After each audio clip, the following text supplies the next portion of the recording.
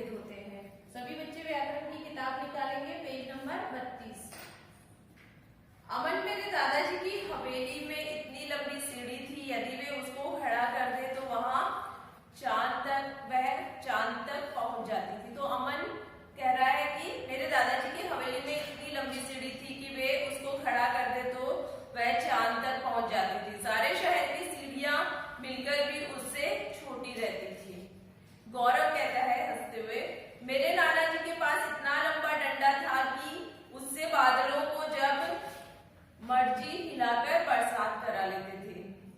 सारे संसार के डंडे मिलाकर भी उससे छोटे रहते थे। तो यहाँ पे अमन और गौरव सीढ़ी और डंडे के बारे में बात करते हैं। तो यहाँ पे प्यारे बच्चों हमने देखा ना कि पहले सीढ़ी की हमारे हवेली की सीढ़ी इतनी लंबी थी कि सारे शहर की सीढ़ियां मिलाकर भी उससे छोटी रहती थी। तो सीढ़ी और सीढ़ियां। फिर गौरव के डंडे के बारे में बात करता है कि मेरे दादाजी के पास इतना बड़ा डंडा था कि सारे संसार के डंडे मिलाकर भी उससे छोटे रहते थे। तो डंडा और डंडे। अमन, अच्छा तो तुम्हारे नाना जी उस डंडे को रखते कहाँ थे? गौरव, उसी हवेली में जहां तुम्हारे दादाजी सीढ़ी रखते थे। तो सीढ़ी का क्या हो गया? सीढ़ियां। और डंडा का क्या हो गया? डंडे। यहाँ आए सीढ़ी और डंडा शब्द उनके एक होने तथा सीढ़ियां और डंडे शब्द उनके एक से अधिक होने का बोध करा रहे हैं। इसे वचन कहते हैं। वचन संज्ञा शब्द की संख्या के बारे में बताता है। तो प्यारे बच्चों, वचन किसे कहते हैं? तो वचन संज्ञा शब्द की संख्या के बारे में बताता है कि हम किसी वस्तु या प्राणी के बारे में बात कर रहे हैं या किसी भी चीज के बारे में बात कर रहे हैं तो उसकी संख्या कितनी है, कितनी संख्या में है वो, इस बात का पता हमें जिससे होता है उसे हम क्या कहेंगे? उसे वचन कहेंगे। तो वचन संज्ञा शब्द का जो रूप उनकी संख्या बताए उसे हम वचन कहते हैं। संज्ञा शब्द का जो रूप किसी वस्तु या प्राणी की संख्या बताए उसे हम क्या कहेंगे? उसे हम वचन कहेंगे। अब हम बात करेंगे वचन के भेद की, वचन के प्रकार कितने होते हैं। तो वचन के दो प्रकार होते हैं, एक वचन और बहुवचन। पहला है हमारा एक वचन और दूसरा है हमारा बहुवचन। तो प्यारे बच्चों, हम यहाँ पे बात करेंगे एक वचन के बारे में कि एक वचन किसे कहते हैं। तो किसी वस्तु या प्राणी के बारे में हम अगर बात कर रहे हैं और वो प्राणी या वस्तु संख्या में एक ही हो तो उसे क्या कहेंगे? एक वचन कहेंगे। जैसे मेरे हाथ में एक डस्टर है, मेरे हाथ में एक डस्टर है तो इसकी संख्या कितनी है हमें पता है। इसकी संख्या कितनी है? डस्टर कितने हैं मेरे हाथ में? एक है, तो इसे क्या कहेंगे हम? एक वचन। मेरे हाथ में एक किताब है तो ये किताब क्या है? वस्तु है। संख्या कितनी है इसकी? एक है। तो हमें यहाँ पे पता चल रहा है ना कि किताब और डस्टर एक है, दोनों क्या है? एक है। तो इसे हम क्या कहेंगे? एक वचन कहेंगे। प्राणी या वस्तु का संख्या में एक होना उसे हम क्या कहेंगे? एक वचन कहेंगे। जैसे एक लड़का, एक घोड़ा, एक कार, एक बिल्ली, एक आंख और एक गुड़िया। एक लड़का, एक घोड़ा, एक कार, एक बिल्ली, एक आंख और एक गुड़िया, इसे हम क्या कहेंगे? एक वचन कहेंगे। तो संज्ञा शब्द के लिए जिस रूप से संज्ञा शब्द के जिस रूप से उसके एक होने का बोध होता है, संज्ञा शब्द के जिस रूप से उसके एक होने का बोध होता है उसे हम क्या कहेंगे? एक वचन कहेंगे। कि जैसे अभी मैंने आपको उदाहरण बताया कि मेरे हाथ में एक किताब है तो यहाँ पे कितनी किताब होने का बोध हो रहा है? एक किताब। तो ये क्या हो गया? एक वचन हो गया। प्यारे बच्चों, हम देखेंगे बहुवचन किसे कहते हैं। बहुवचन किसे कहते हैं? तो किसी प्राणी या वस्तु का संख्या में एक से अधिक होना, ज्यादा होना, एक से ज्यादा होना, उसे हम क्या कहेंगे? बहुवचन कहेंगे। कि कोई वस्तु है या कोई प्राणी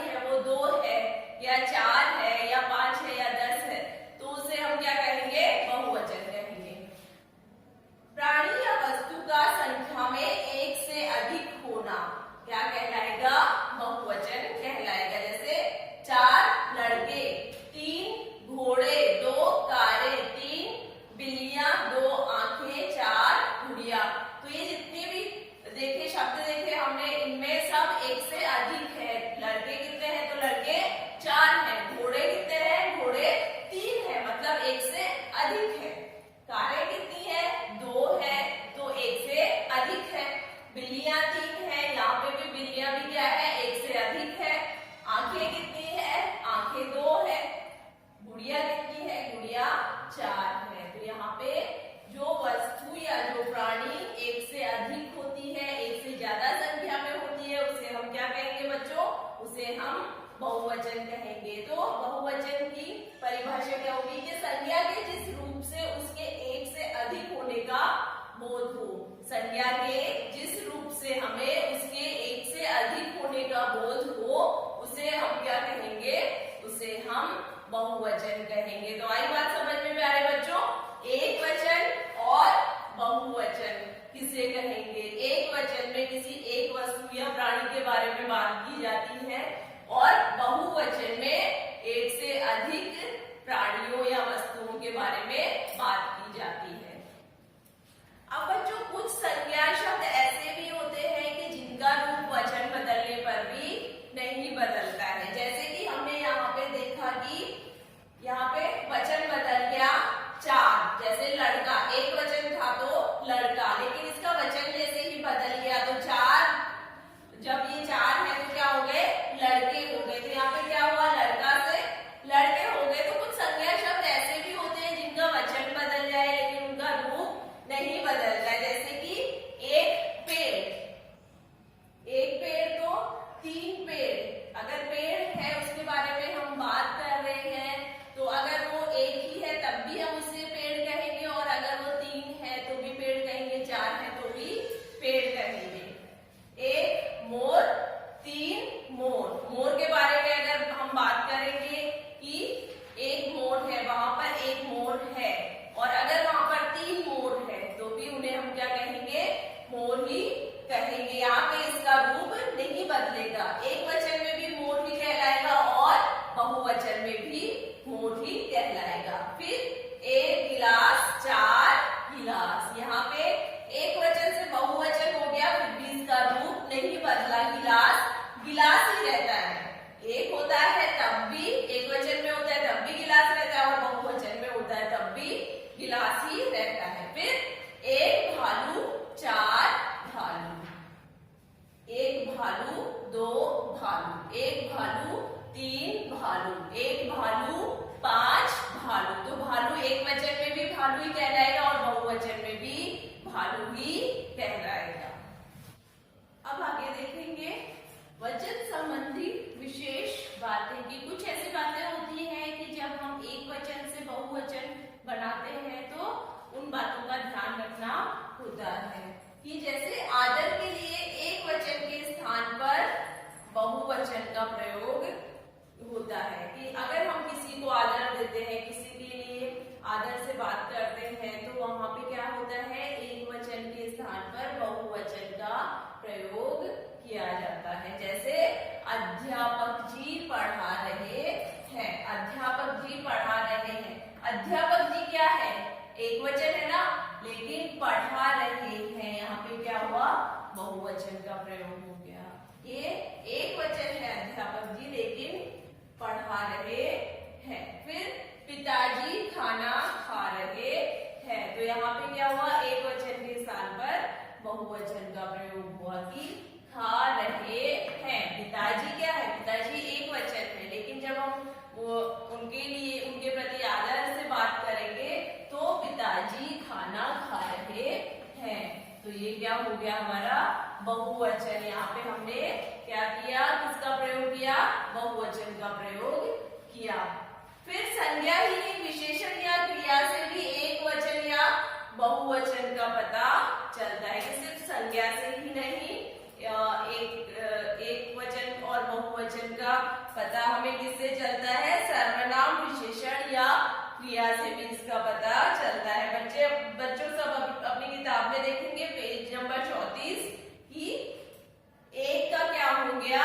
अनेक। क्या है? संज्ञा। संज्ञा तो इसमें एक का क्या हो गया? अनेक। फिर विशेषण जैसे मीठा, तो उसका क्या हुआ? मीठे। सर्वनाम है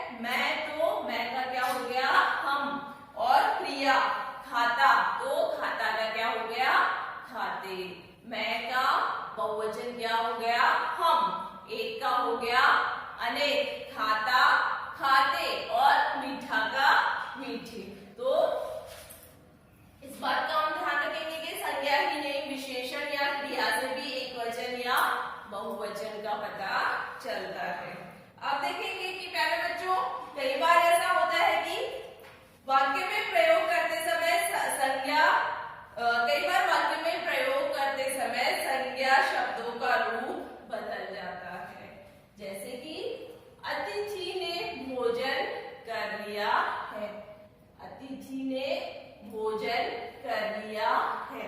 तो उसका क्या हो गया, जब हम यही बात बहुवचन में कहेंगे कि बहुत सारे अतिथि हैं तो उनके लिए क्या बोलेंगे, अतिथियों ने भोजन कर लिया है। तो यहाँ पे क्या हुआ, संज्ञा का जो रूप है वो बदल गया, अतिथि का क्या हो गया, अतिथियों हो गया। भोजन कर लिया वो वैसा का वैसा ही रहा, लेकिन अतिथि का अतिथियों हो गया।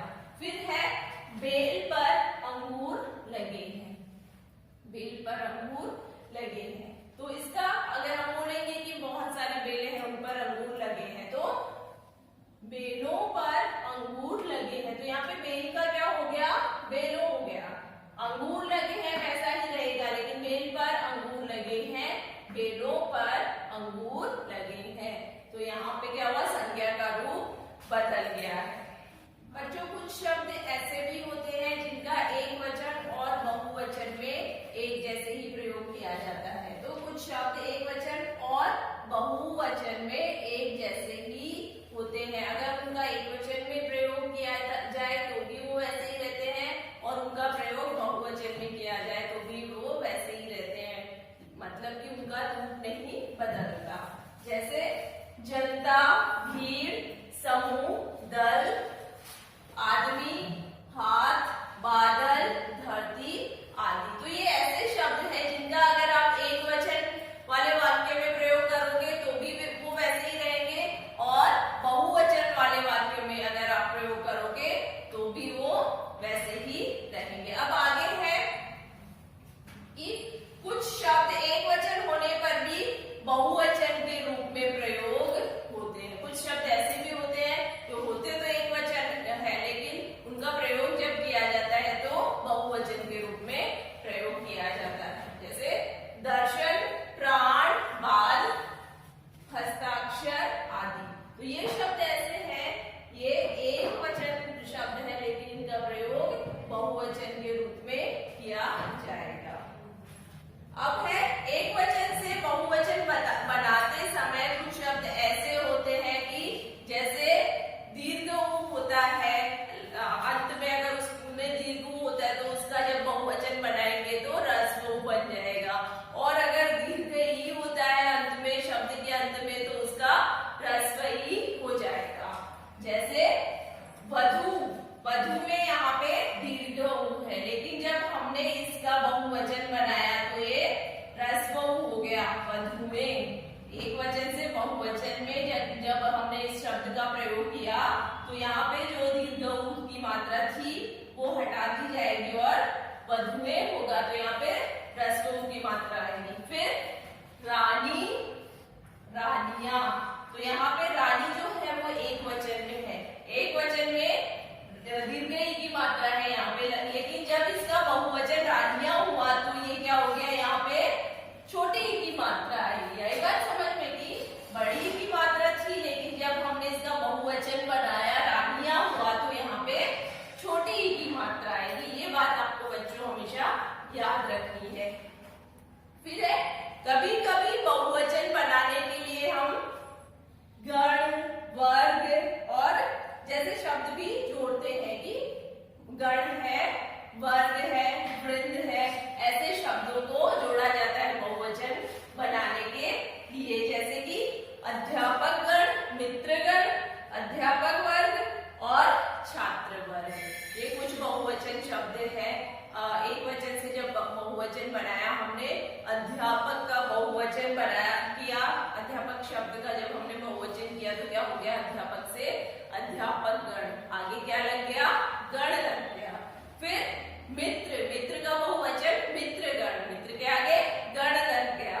फिर अध्यापक का अध्यापक वर्ग भी जैसे बहुवचन बनाएंगे तो उसमें वर्ग लग गया। और छात्र, छात्र है, एक छात्र है तो हम क्या कहेंगे उसके लिए छात्र, लेकिन एक वचन में छात्र होगा, लेकिन जब हम उसका बहुवचन बनाते हैं तो आगे क्या लग जाएगा, छात्र वर्ग, वर्ग लग जाएगा। तो ये गण और वर्ग जब हम एक वचन से बहुवचन बनाते हैं तो इन शब्दों का प्रयोग भी किया जाता है। ये बातें कुछ थी, वचन जब भी हम वचन बदलते हैं तो इन बातों का ध्यान आपको हमेशा रखना है बच्चों।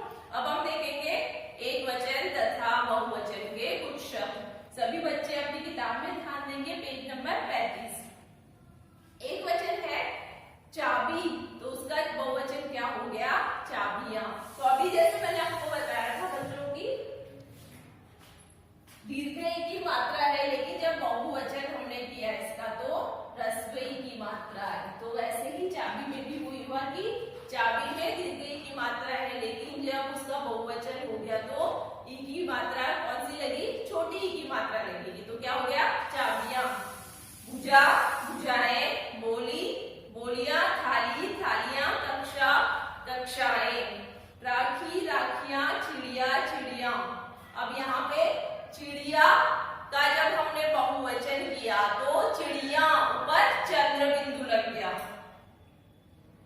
मिठाई, मिठाइयां, तो मिठाई में बड़ी की मात्रा थी जब एक वचन था, लेकिन जब हमने बहुवचन किया तो मिठाइयां, तो मिठाइयां जब हुआ तो छोटी ई आ गई। मिठाइयां में क्या हुआ? छोटी ई आ गई।